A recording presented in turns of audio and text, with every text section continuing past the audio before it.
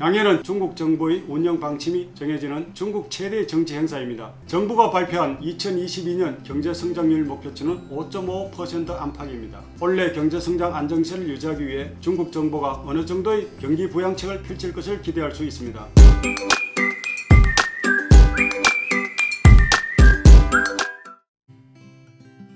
안녕하십니까. 이기업 중국 주식TV입니다. 이번달 중국에서 가장 큰 이슈는 중국 최대 정치 행사인 양회였습니다. 이에 오늘 영상에서는 양회의 핵심 내용을 살펴봄으로써 금년 중국 경제사의 발전 방향을 내다보도록 하겠습니다. 먼저 양회에 대해서 알아보겠습니다. 양회는 중국에서 매년 3월에 연례 행사로 거행되는 전국인민대표대회와 전국인민정치협상회의를 통칭하는 용어이며 양회를 통하여 중국 정부의 운영 방침이 정해지는 중국 최대 정치 행사입니다. 전국인민대표대회, 즉 전인대는 국가의 최고 권력기관으로서 참석 인원이 소수민족 지역을 포함한 전국 각 지역의 대표자 약 3,000명으로 구성됩니다. 전인대에서 법률의 재개정, 국가주석, 총리 등의 선출, 국가 예산안 집행에 대한 심의 등을 이행하며 또한 이 회의를 통하여 중국 정부의 정치 경제에 관한 운영 방침 등이 결정됩니다. 한편 정협은 참석 인원이 주로 중국 공산당 외의 기타 당파와 인민단체, 홍콩과 마카오 교포 등 각계각층의 대표 약 2,000명으로 구성되며 중국 최고 정책 자문 기구입니다.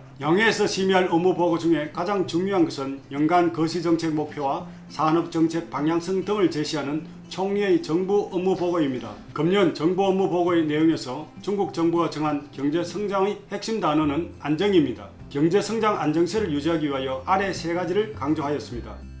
먼저 금년 중국 경제의 핵심 지표의 목표치를 살펴보겠습니다. 정부가 발표한 2022년 경제성장률 목표치는 5.5% 안팎입니다. 이는 작년 양회 때 제시한 6% 이상 목표와 2021년 실질 경제성장률 8.1%보다 낮은 수준입니다. 30여 년 만에 가장 낮은 경제성장률 목표입니다. 하지만 정부가 내놓은 경제성장률 목표치는 글로벌 연구기관 전망보다는 다소 낙관적인 편입니다. 중국 정부 발표에 앞서 국제기관이나 글로벌 금융기관에서 금년 중국 경제성장률 전망치를 낮게는 4%대, 높게는 5%대 중반으로 제시했습니다. 이처럼 중국 정부가 국제금융기관 전망보다 더 높은 목표치를 설정한 것을 보면 올해 경제성장 안정세를 유지하기 위해 중국 정부가 어느 정도의 경기 부양책을 펼칠 것을 기대할 수 있습니다. 아울러 중국 정부는 중앙재정 적자율을 2.8%로 설정했으며 코로나 사태 이전인 2019년과 같은 수준입니다. 작년의 3.2%보다 0.4%포인트 낮아진 수준이지만 올해 실질적인 지출 가능 규모는 크게 확대된 것입니다. 중국 정부 당국이 언급한 2022년 2월 된 재정은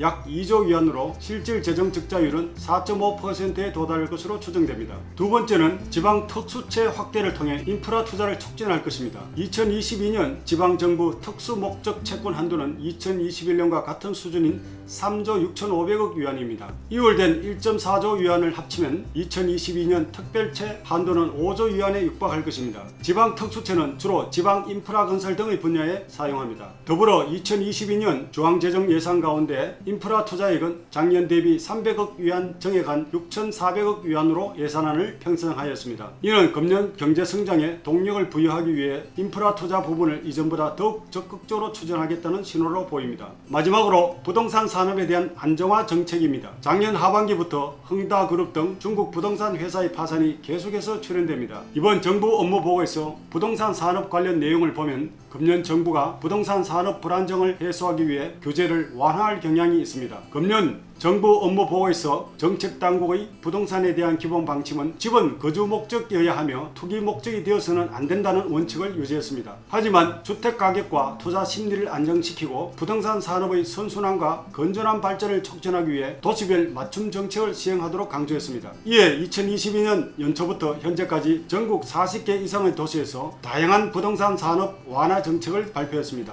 과거 약 20년간 데이터를 분석해보면 중국의 양회가 끝나고 1개월 후부터 중국 정시 수익률 상승의 확률이 70% 이상입니다. 특히 경제성장 악화 시기에 주식시장은 정부 정책에 대해 더 민감하게 움직입니다. 지난달 말부터 시작한 러시아 우크라이나 전쟁과 에너지, 원자재 가격 급등 등 악재로 인해 최근 중국 정시를 포함한 전 세계 정시가 하락장에 진입했습니다. 정시 전체적인 상승은 호재성 이벤트의 누적이 필요하지만 이번 양회에서 강조했던 인프라 건설, 특히 신에너지 건설 등의 분야에 주목할 필요가 있다고 생각합니다. 합니다. 오늘은 중국 연간 최대 정치 행사인 양회를 소개해 드렸습니다. 앞으로 더 알찬 중국 관련 정보를 제공해 드리겠습니다. 저희 채널 구독, 좋아요, 알림 설정 부탁드립니다. 감사합니다.